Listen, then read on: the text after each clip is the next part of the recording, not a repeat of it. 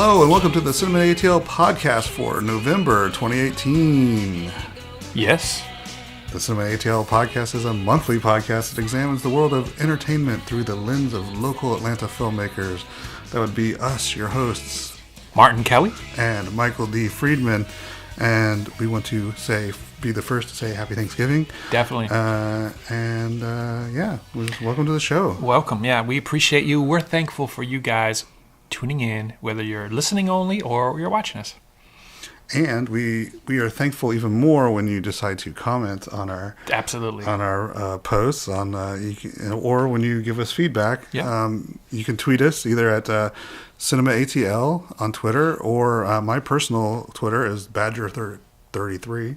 And mine's at Marte_real1.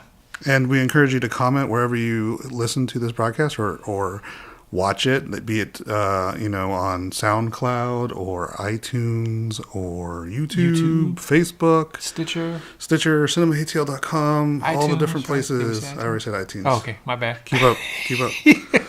So on this month's podcast, we're going to be, we do the standard lineup once again. So we start with a little industry news. Talk with the industry news, and then we'll go into a top three, which is related to our big movie review. So this month's top three is top three animated Christmas movies / specials. And/or specials. Yes. The most complicatedly titled top three ever.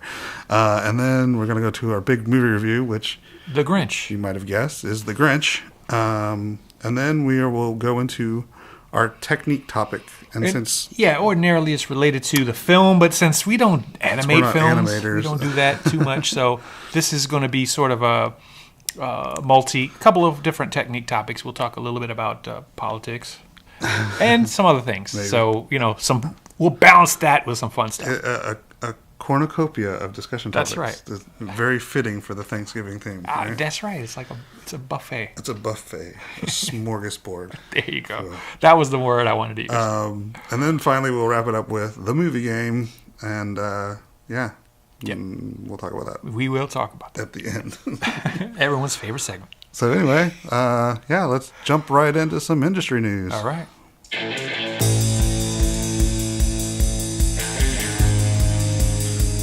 So industry news. Yeah, so how we do industry news ordinarily, and we'll do it the same way today, is we talk about movies that were shot in Georgia and then that are coming to theaters. Coming out soon. Or theaters or TV shows or, Netflix or whatever. And then we talk about current productions, whether that be TV or movies or what have you. Yep. So let's jump into it. Yeah, let's go right into it. So coming out soon to a theater near you is Instant Family, which is a Mark Wahlberg, Rose Byrne comedy. Right, and it's about foster families. Yes. And so that was shot here in Atlanta. The trailer's been out for a couple weeks now. Mm-hmm. They adopt or they foster 3 children instead of just one, and so that's where the Instant Family comes from. And what's interesting is apparently it's based on the director who actually co-wrote the script about his own experiences adopting foster kids and them having an instant family. Yeah, it looks pretty funny. I always like Rose Byrne. I think she's really comedic talent. So I'm interested to see that one. Mark Wahlberg's kind of hit and miss. He's normally pretty good in comedy. Well, he's a good straight man in comedies, so it should be good. He has moments of his own, though sometimes. So, but you're right, he's hit and miss ordinarily.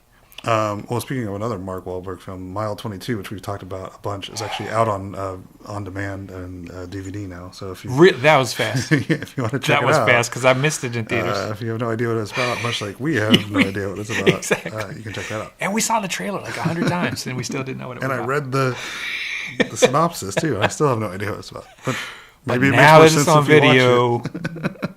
Maybe we'll figure it out. Okay, and then another film that's being shot right now is The Mule. Well, it's not being shot right now. It's coming out. I'm sorry. It's coming out December 14th. Right. And it was shot in Georgia. Another Clint Eastwood movie that was shot in Georgia. Clint Eastwood's making his home in Georgia quite a bit lately.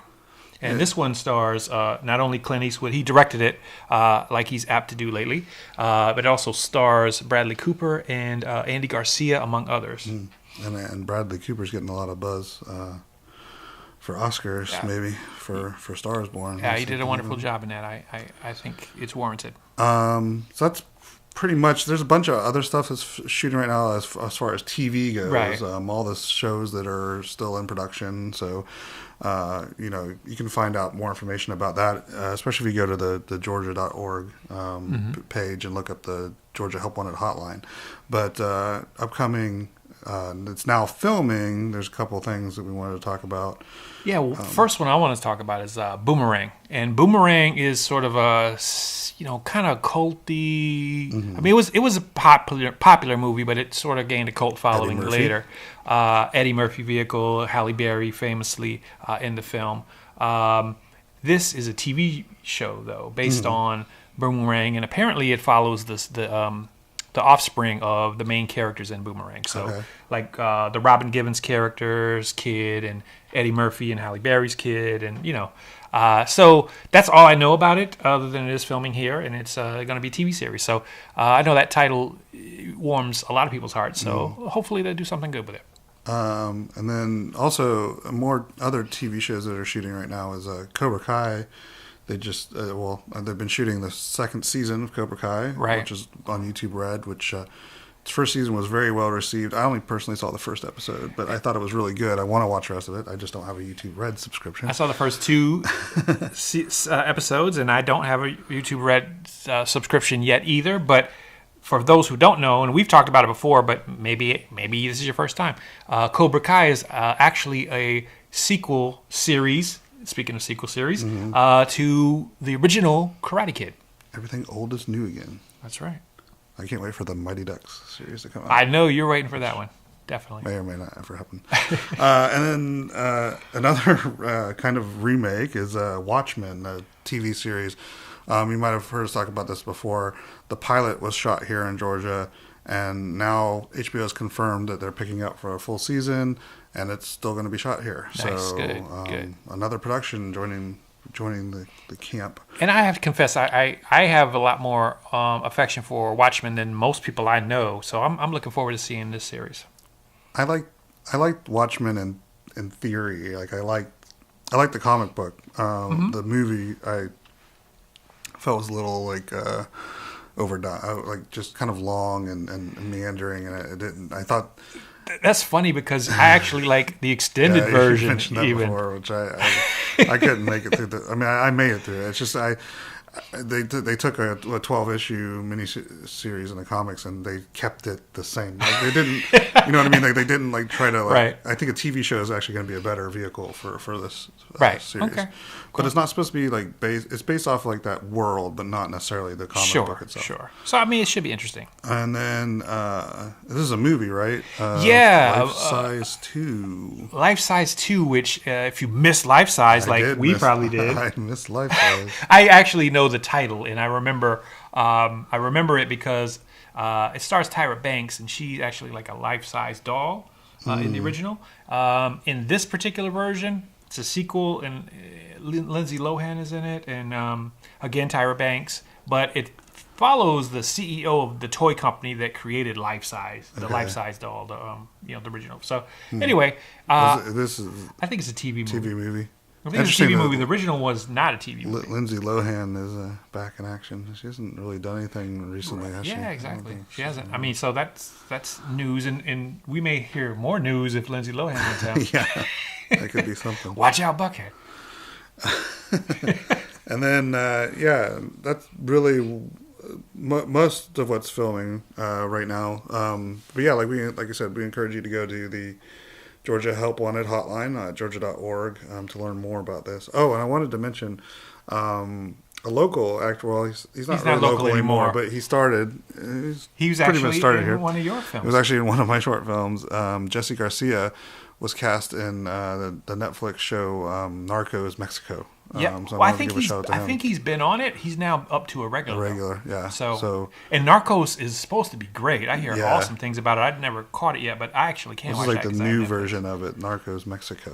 It's a different. Yeah, I mean, I definitely want to catch up on that show anyway. But I wanted to give a shout out to him because he's a great actor who came from Atlanta. Yeah, and a good guy. Yeah, he's a really nice guy. So yeah, why don't we? So that's the industry news. I guess we'll get into quick shots this time. Yeah. So we'll get into our top 3 next, right? Yep. Cool.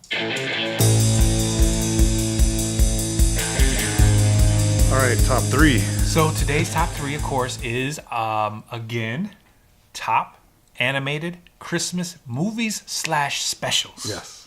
Because of our movie review later, which will be The Grinch, which is a Christmas themed animated film. I hope people know that it's a Christmas themed film. Well, hopefully. I mean, we'll see. We'll see if they do. All right, so top 3. Why don't we just jump into it? We're gonna start from the bottom up. We'll each name our 3, and then we'll each name our 2, and we'll go up to 1. Sure. And I have absolutely no idea which you picked. We haven't discussed this at all this time at all. Not. Nothing about it. But I do want to, before I give my number 3, I want to say I have an honorable mention. Okay. Which is A Nightmare Before Christmas, which I consider more of a Halloween movie than a Christmas movie. So that's why I did not put it on my top 3. That's interesting. Okay. Okay. So top 3. Number 3. Let me do my honorable mention. Okay. Oh yeah, you got. So my honorable mention is actually Frosty the Snowman. Okay. So, and that's a special. That's not a feature film. Yes. So okay, now top 3. All right. Top 3. You want to start with? Why don't you start with your number 3? Okay, my number 3. Rudolph the Red-Nosed Reindeer. And, the thing about this one is that this is actually stop motion animation. Yeah. And, we're thinking of animated as something else, but this is actually stop motion animation. Yeah, I that's on my list, but it's not my number 3. Okay. My number 3 is actually Simpsons Roasting on an Open Fire, which is the first ever episode of The Simpsons, but it's actually considered a special. Huh. I did not realize that. So We'll go into details in a bit. So number 2? My number 2, I guess I didn't follow your criteria because A Nightmare Before Christmas is my number 2. Okay. No, I mean I can see how you could consider it to be one, but I always view it as more of a Halloween movie than a Christmas movie. And indeed it is. I agree that it is that, but it's also it's both. Christmas It's both. Yeah. Right. Number 2 for me is Rudolph. Okay. Cool. Yeah. So we both have Rudolph on there. Cool. And so my number 1 is probably not hard to guess for people who know me. A Charlie Brown Christmas. And that's my number 1 as well. Awesome. That is awesome. So we have a lot of agreement this time around. Charlie Brown Christmas is always my favorite one. I look forward to it every year. Absolutely. There's something about it, the music being one of the primary things. Mm-hmm. What's the composer, Vince Guaraldi? Guaraldi. Yes. His musical score is just great. There's something about. I heard it in the store the other day, and I was like, it just I had to stand there and listen to it because I love it. Screams Christmas, and I like the message that it gives about Christmas becoming too commercialized and thinking about what Christmas truly means. And it's just, I don't know, there's something about it I love. It's a sweet story. It's so good. Yeah, the Peanuts characters are classic. Everybody knows them. Mm-hmm. I think it's great when they did these Peanuts cartoons that they actually casted kids in the roles instead of like adults doing kids' voices. So, but yeah, no, I love everything about it. It just like puts me in a good mood every time I watch it. My only problem with it these days is that to watch it on ABC, because I believe it still comes on ABC, it comes on like December 3rd or something. Yeah, it's like way too early. Yeah. But I love it too. I mean, I basically echo everything you said about it. Certainly a wonderful message. I hope kids still watch it because it is something that will help kids think about what's really important and not what toy they're going to get or whatever. Plus, it's got the awesome dance scene where the kids go. Oh, absolutely. You can't see that if you're listening to the podcast. But, it's worth watching. Number 2 for me and number 3 for you was Rudolph. Rudolph is very close to number 1 for me too. There's something about the animation, the stop motion animation, and then the characters are so. I just like the way the characters are developed in the story. I love Rudolph himself, and then the dentist. What's his name? Hermie. Hermie. Yes. And Yukon Cornelius, and like there's just some great characters, and it's just like, and just like I don't know. There's something about it that just. Well, it's a classic underdog story. Yeah. And it's one of the films. Like, I mean, Burl Ives with the narration. Oh my God, Burl Ives' narration is awesome. Absolutely. Like, and of course the classic song. The classic song is associated with it, and that really helps it and elevates it. But again, it's basically the underdog story, and maybe not everyone, but I think a lot of people love underdog stories. Yeah. No. So Rudolph is just a classic. If you don't love the underdog story, what's wrong with you? Yeah, comment. Let us know if you don't. And that's why I should win the movie game this time, because I'm the underdog. Hey, if you've got the Christmas spirit, if you truly believe, Mike, you can do it.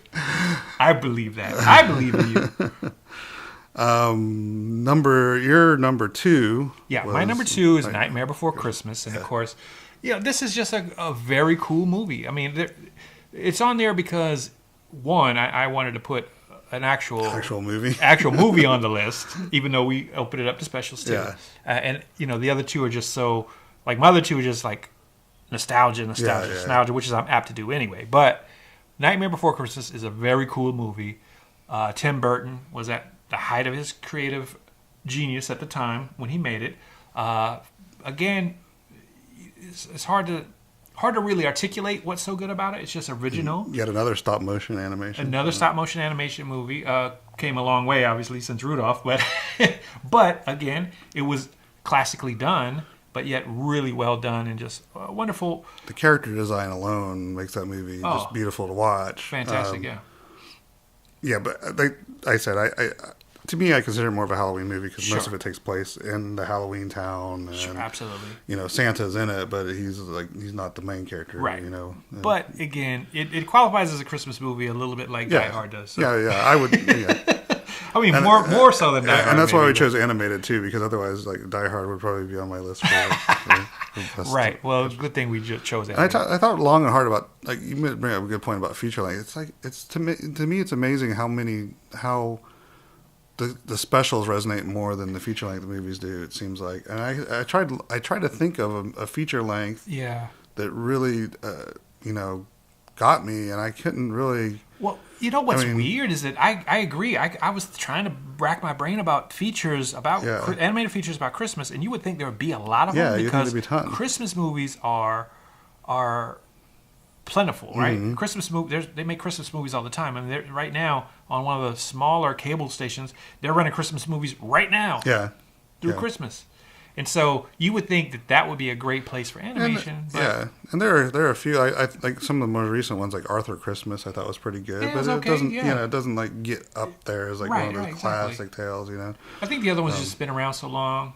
That especially for us, we've seen them all our lives, so maybe that's why they resonate more. And then I wanted to bring up my number 3, which was The Simpsons Christmas special, which, I mean, it introduced The Simpsons to the world, which is just now become classic characters. But I remember watching that as a kid and just laughing my butt off at it. It's how they got Santa's Little Helper, the dog, Yes. And, yes. And it was originally not supposed to be the first episode, but they showed it first because of the way Fox scheduled it. Oh, so was it like close to the holidays? It was right. Yeah, it was right on Christmas. And then the second episode didn't come out until like the end of January. So there was like a big gap in between it. Okay. But sometimes they consider it part of the first season, but it was actually nominated for an Emmy as Best Special. Oh, okay. So it technically is a special. Wow, I did not know that about that. I remember it. I didn't remember, unfortunately, I remember it today when I was putting my list together, or else it would have maybe contended because it was cool. I like The Simpsons a lot. It's not like I follow them. I've never seen every episode or whatever. But. No, I was a huge Simpsons fan when it first came out. Nowadays, I catch it when it's on. I don't really. It's been 23 seasons or something like that. Yeah. But I'm still the old school guy that remembers like the fifth season is the best season. Well, I like The Simpsons on the Tracy Ullman show. Actually. Yeah. So when they were introduced as interstitials, I liked them then. So it was certainly kind of almost groundbreaking television at the time. For an animated series in prime time. I mean, I know they used to do it, like Flintstones used to do it in prime time, before our time. Yeah, it was like the first one to really come back. But it came back and made like animation. And that was kind of my first introduction into like the world of adult animation. Right, you know what I mean? Like instead of the Saturday morning cartoon kind of. Yeah. Animation. Well, it's a good thing you got that, and not what came later, because what came later was not quite as up to par. Even though it's popular, some of it, and some of it's okay, it's fun, but not as good. I agree. So anyway, to wrap up, so my top 3 was number 3, The Simpsons Christmas Special, which is called The Simpsons Roasting on Open Fire. Number 2 for me was Rudolph. And number 1 is Charlie Brown Christmas. And number 3 for me was Rudolph the Red-Nosed Reindeer. And then number 2 for me was A Nightmare Before Christmas. And number 1 for me, A Charlie Brown Christmas. And if you guys out there have ideas for feature-length Christmas movies that we might have missed, let us know. Yeah, please comment. I'd like to. I tried to figure it out. It was baffling to me, because you would think there'd be so many. Yeah, but there's not really. All right, well, let's talk about one of the new ones then. That's right, there is a new one this year. So we'll get right into that on a big movie review.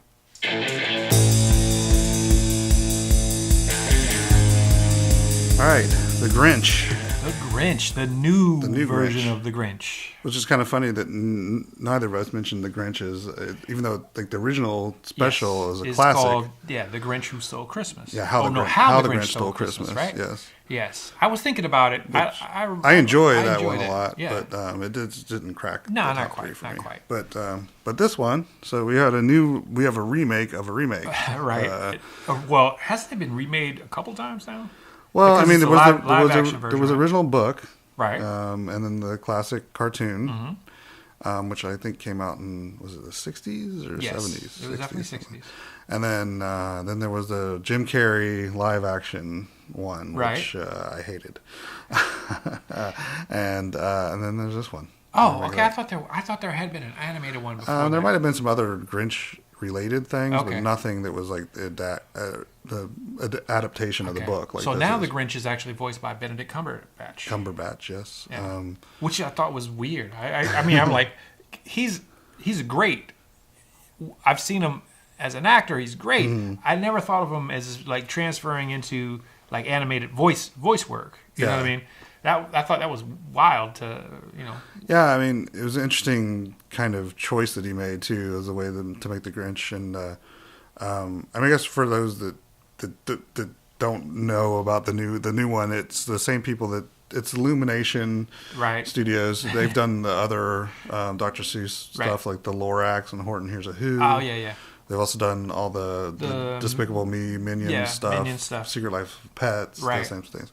And it's very much in their style. Absolutely. This kind of, it mixes the Illumination style of the Minions with the Dr. Seuss style, kind of. Yeah. So it was interesting to see that, the choice that Benedict Cumberbatch made with the voice made the Grinch not seem, and it's not just the voice, but to me, the way the film worked, the Grinch was not as a bad guy as he has been portrayed. Like, the original incarnation of the Grinch. Yeah. Not necessarily the book, because I guess the book is open to interpretation. But the original special, he was miserable. Yeah, he was the bad guy. He was like evil. Completely bad. I mean, not like completely evil, but he was like a bad guy, right? And this one, he's just grumpy. Yeah, you know what I mean? He's just surly. He's kind of, surly. I mean, mildly grumpy, really. Yeah, it's not even like, I mean, I think they made him a little too cute in this one, I think so. a little bit more identifiable, like as a, I mean, he's supposed to be the bad guy, right? He's supposed to be the guy that his heart grows 3 times, and it's supposed to be a shock. But in this kind of version, it seems like, to me, it's like, he's not that bad of a guy to begin with. Yeah, and, part of that is that, he's got a sidekick.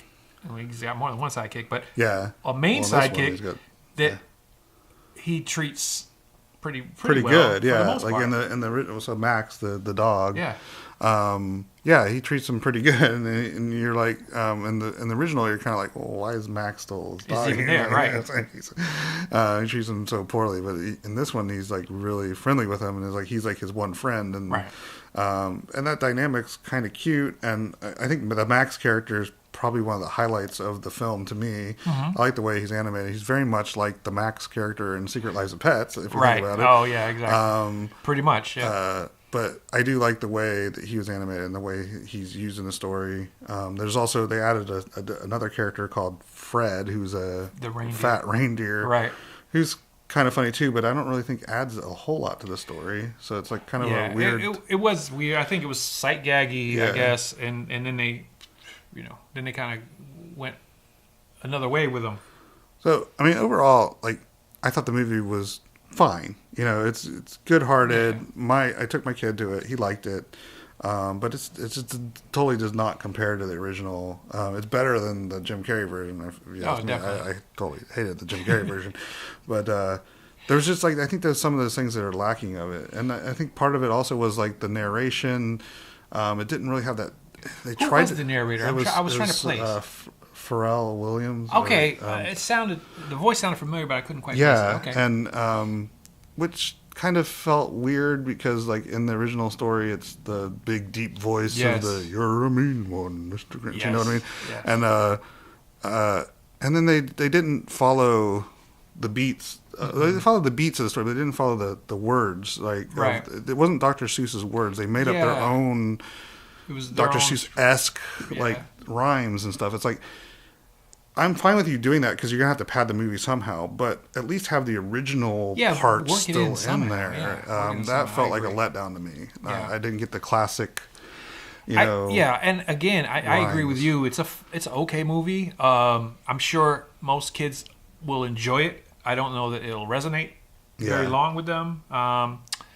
I'm glad I watched it when I did. I watched it after the Falcons lost, so it cheered me up slightly, at least. But yeah, again, it didn't grab me at all in terms of that, and it kind of plays at the same themes we talk about that resonate so well in, like, Rudolph and Charlie Brown Special. It plays at those themes about the Christmas spirit and how it can redeem you, right? Mm-hmm. But I didn't really buy into it. It doesn't feel earned. Right. Like, and I think that's part of it, is that he wasn't such a despicable character, and he didn't really have anything to really teach him a lesson. Right. Like that, there's the subplot with Cindy Lou, who they've changed kind of in this one to have, like, a whole side story where she's, like, trying to capture Santa Claus. Yeah, so she can ask him for something. Yeah.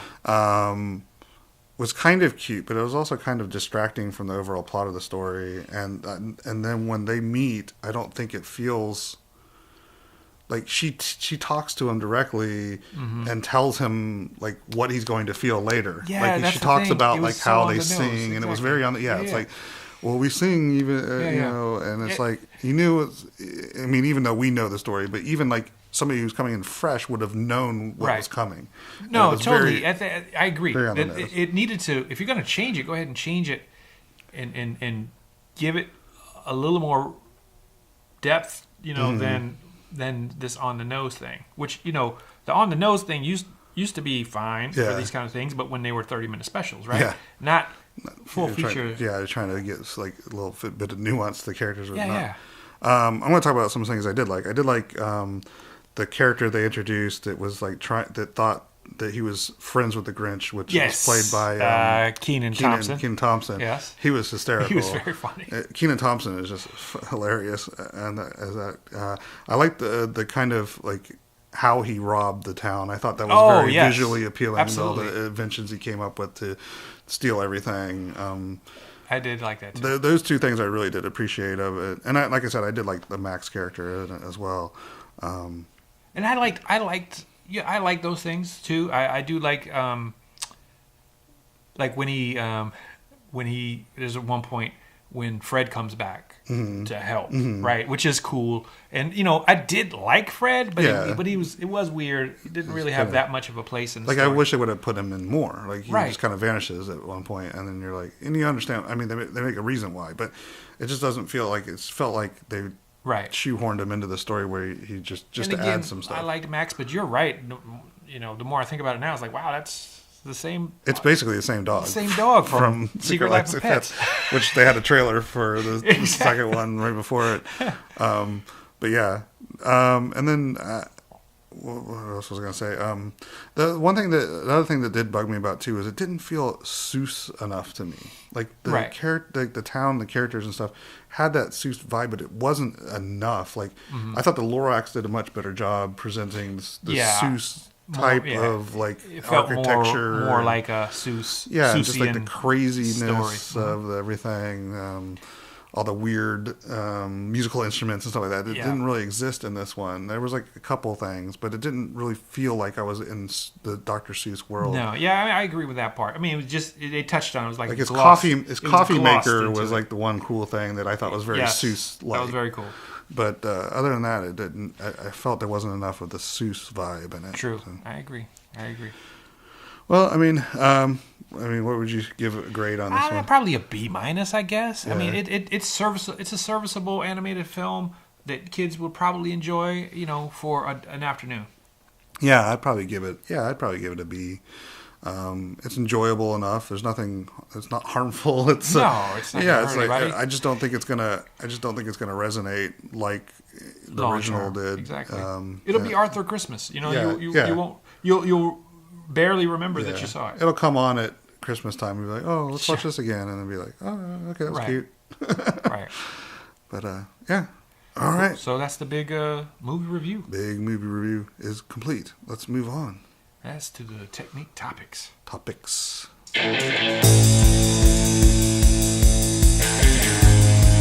right, so the technique topics. And again, we're doing free-form, sort of a cornucopia smorgasbord of topics this time. Throwing stuff at the wall and seeing if it sticks. See if it sticks. We'll see. First thing I wanted to talk about, and I don't want to talk about politics too much. No? You don't want to talk about politics? On this podcast in particular, but in general, I try to avoid the topic. But I did want to just talk about it briefly because some of it did come up in the Georgia governor election, which Brian Kemp probably won. Most likely, debate about it. It still leans his way at the moment. But it was interesting to view from a filmmaker's perspective about how this could impact the filmmaking industry. So I just wanted to talk about a little bit about. Brian Kemp has said that he does promote the Georgia tax incentives. So we're cool there. That's good. The big complaint that a lot of people had about Brian Kemp is that he is a supporter of what they call in this like religious liberty bill, which was a bill that Nathan Deal did veto, I think twice in the past during his term, but it's got people up in arms about is the religious liberty bill is viewed by some people to be a way to discriminate against certain people. And a lot of Hollywood views it that way, and they've said that they would, boycott the state if that were to become law. So, well, yes, and that's unfortunately, exactly. A little bit unfortunately, concerned. Even beyond that, they talked about boycotting the state unless the other person is elected. Yeah. I mean, some people have even grumbled about that. That's taking that too far. I agree. Yeah. So, I think that's dangerous because I actually, this came up a couple years back when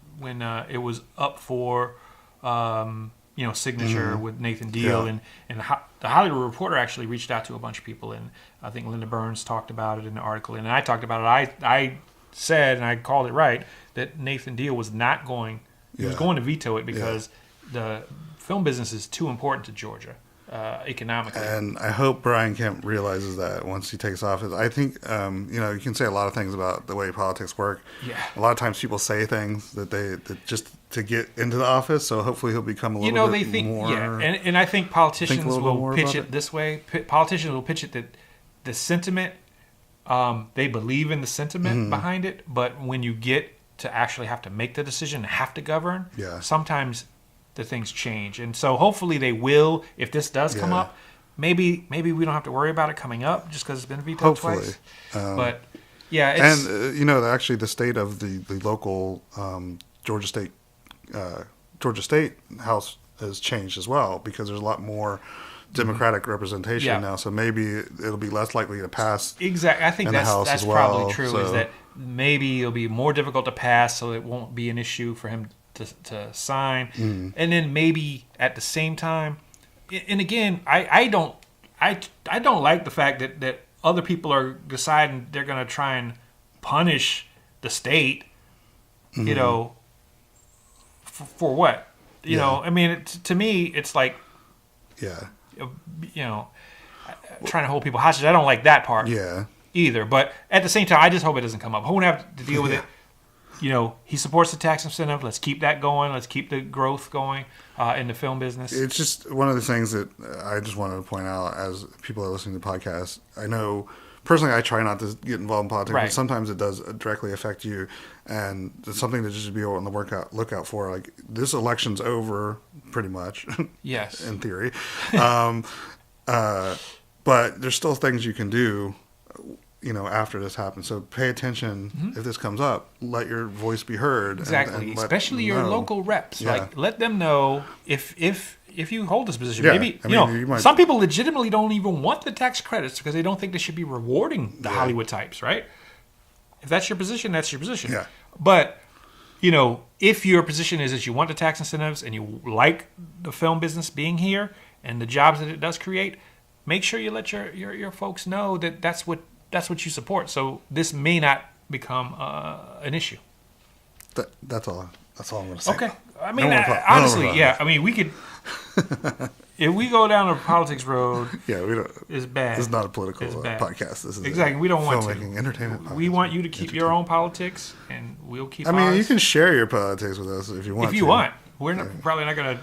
I'm probably not going to answer you, but watch. That'll be the fun when they start coming in. All the comments will be about politics, and then we'll have to deal with it.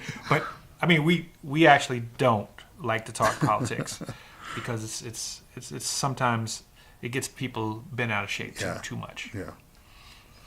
So what else is? Yeah. So I think I was going to talk about something, and this is political in a different sense, right? I wanted to talk about a film I just saw. It's called Burning, and there's a little bit of an Atlanta angle to it. It's South Korea's entry into Best Foreign Language Film. Because it's South, that's where the Atlanta South. No, that's not why. Southern film. Southern film. It actually stars. Glenn Yoon. Right? Okay. No, Stephen Yoon. Sorry, he played Glenn. The Walking Dead. So I blew that. But Stephen Yoon from The Walking Dead stars in this film. Yeah. And it's won a lot of accolades at film festivals like Venice and Cannes and several other international film festivals. So I guess that's why it's been selected by South Korea to be their representative for Best Foreign Language Film. But I'll get to that. It's playing in Atlanta soon and several other cities. So if you're watching, go check it out. It's an interesting film. I don't know how I feel about it, honestly. You know, it's a deep film. It's got a lot of edge to it. And you know, Stephen did a great job in the film. No, not Glenn. Stephen. He did a great job in the film, and it's a worthy film and an interesting film, especially if you like independent films. Yeah. But what I have an issue with is that why do they have to decide that that's the only movie that's eligible for foreign language? Like, why can't Korea have as many films as they have eligible? I don't know. That's a good question. I mean, I wonder why we impose that, like that we force a country to choose between their films. Because there are American awards, so no, I get it. Them to whittle it down before using them to whittle down. I mean, there's other awards, right? I mean, you have the British, the BAFTAs and all that stuff. Yeah, but do we have to select? Do we have to select only one movie from the U.S. to compete in the BAFTAs? Maybe. I don't know. I don't know the rules to that. I agree. I don't know what the rules are. It could be how it's done. I think it's probably just a way to whittle down films. Like, I would assume. I don't know. But you know what? Tough luck if you can't whittle them down. Yeah. You know, you're the Academy. The Academy already nominates a lot of crap anyway because they don't watch stuff and they just go based off of lobbying. Yeah, you're right. So, you're right. Would that increase that in that case? I mean, it would. You know what? It would open it up. It would open it up to that for that category, which maybe that's a good check on it, right? Maybe the countries themselves decide what they want representing them, and not like, you know, let's say Miramax in its heyday, it would lobby all the foreign films they released, and those would be the only ones nominated, right? Yeah. And so maybe that's a good check. But I think it's kind of unfair to all the other filmmakers in those countries. Well, I mean, if you're not the best in your country, you're not going to be the best. But again, in the category, right? The Oscars aren't even really the best, honestly, right? We debate that all the time, right? No, I mean, yeah. So then to say like, okay, this is the state sanctioned movie, right? Yeah. Well, I mean, maybe they won their version of the Oscar, and that's how they do it. I don't really know. I think it's just nominated by the country. Yeah, there's some governing board that nominates them. Exactly. I think that's the way I guess that rubs me a little bit the wrong way, is that the government decides what movie's going to compete rather than people picking whatever movie moves them, right? I don't know. I mean, why can't more than one movie be nominated from South Korea, right? Or not just South Korea, but anywhere. Yeah. But then, I mean, you might be, at that point, you might also be like, all of a sudden... All French films. All French, yeah. I mean, because certain countries have more filmmaking money poured into their systems, so you might have everything from Canada being, where the arts are funded and they have a lot of opportunity, whereas a country like South Korea, well, South Korea might be a bad example, but a country that's a more developing country might not have the same opportunity. This gives you at least a little bit more opportunity for those developing countries. I agree with that part of it too. So maybe it's good, but it's just some of it rubs me the wrong way. But anyway, Burning is opening soon. Burning is the movie, and if you guys have opinions on this topic, let us know, or if you know more details than we do, because it'd be interesting to see how each country does select it. So we've got to Google that later. Look on Wikipedia. We don't have a whole lot of time left in this segment, but I did want to ask you. We did talk last month about Beauty and the Beholder, premiered towards the October 26th, the end of last month. Yeah. I just wanted to ask you how it went. It went pretty well. It didn't go gangbusters. It didn't break any box office records, but it did fine. Yeah. It did fine at the theater. A lot of people came out and saw it. What was refreshing is, I went to a lot of the evening screenings just to see who was attending and then see the reaction. And a lot of people came out and seemed to really enjoy the film, which was very encouraging, because it's now out on Amazon Prime free. If you rate it, review it, and leave a comment and rate it nicely. I have not done that yet. I need to. Okay, well, I appreciate it if you do. But I think I need to watch it on Amazon. I saw it in the theater, right? But I think I would need to watch it so it legitimizes. You have to, So you have to let it play at least. Let it play. I'd like to watch it again. I would say that I did enjoy the film overall. Cool. I could critique it. Of course you could. But I won't. But I want to say I don't remember who the actress's name is, but the girl who plays the reality star Arabella Ruby. Yeah, she was great. She was fantastic. I thought she was a hidden gem that you guys discovered, and I don't know what else she's done, but I don't know that anything else has gone out. Actually, has come out. I know she's done a couple other independent films. She's got a big following on Instagram. Actually, she's got a lot of admirers, and she did a great job in the film. She was for great. Sure. And I really liked her. I think she was a stand-up performance in it. So. Cool. Yeah. Well, that's awesome. Okay. Well, we're out of time on our smorgasbord of topics. Okay. So time to go on to the movie game. Yeah. Underdog will rule.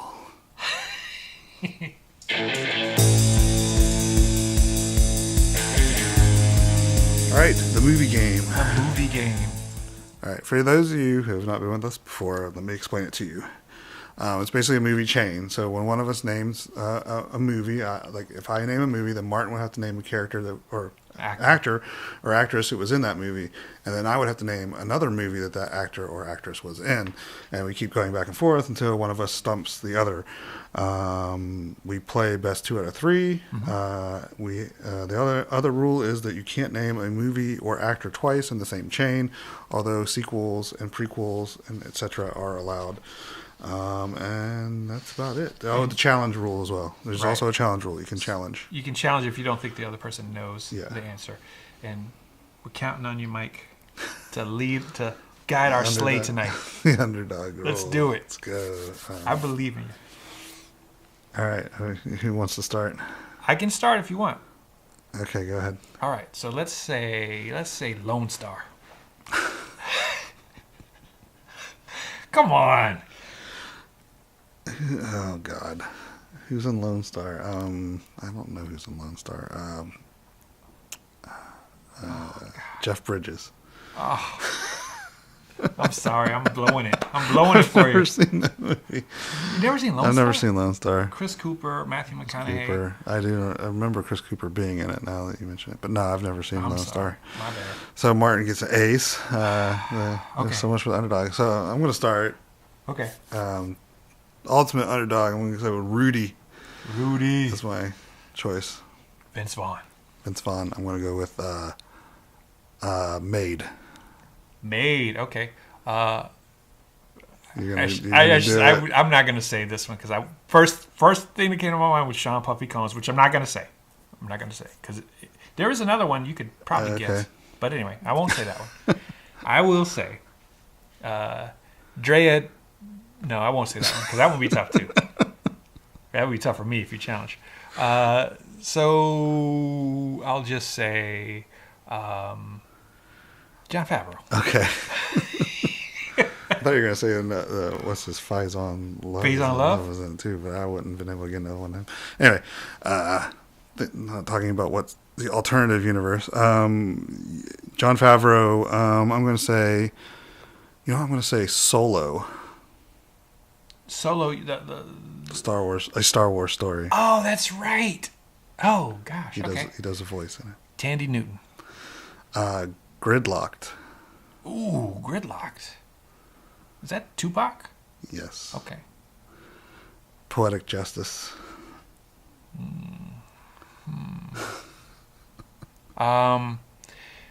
Janet Jackson. Oh dear God. Janet Jackson.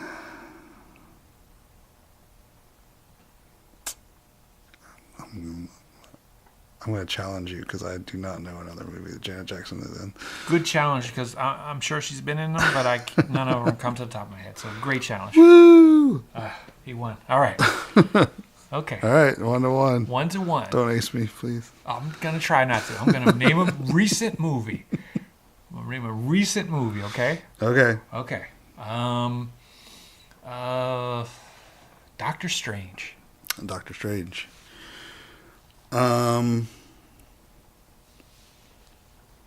Benedict Cumberbatch. Okay. August Osage County. I never saw that movie, but I think I know somebody in it. You got to.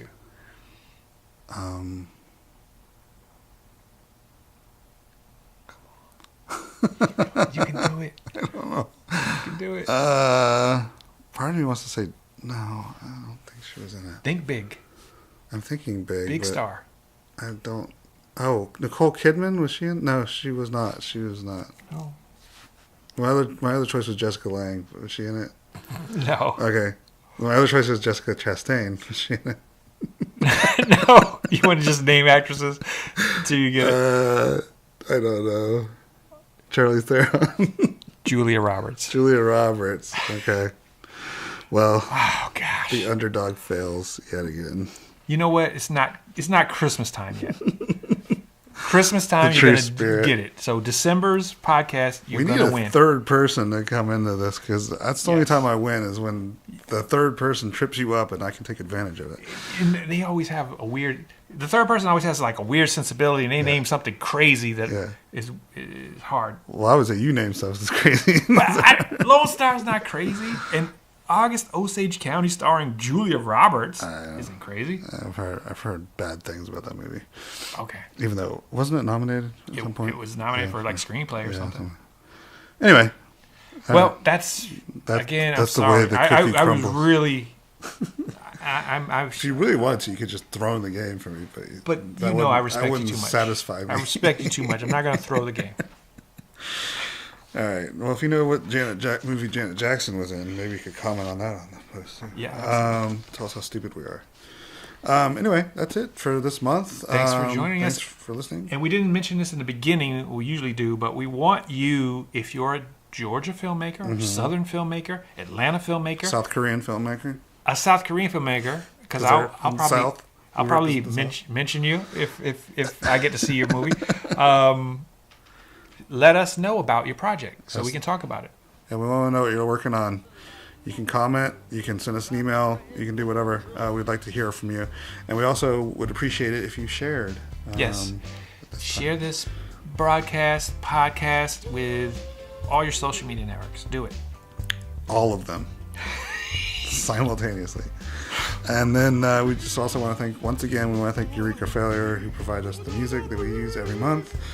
And, normally at Christmas time we do a Star Wars special, but there's no Star Wars movie this year. So what are we going to do? What are we going to do? It's crazy. We'll be back next month, December, with a brand new podcast, and we hope to see you there. Yeah. Thanks a lot. Have a happy Thanksgiving.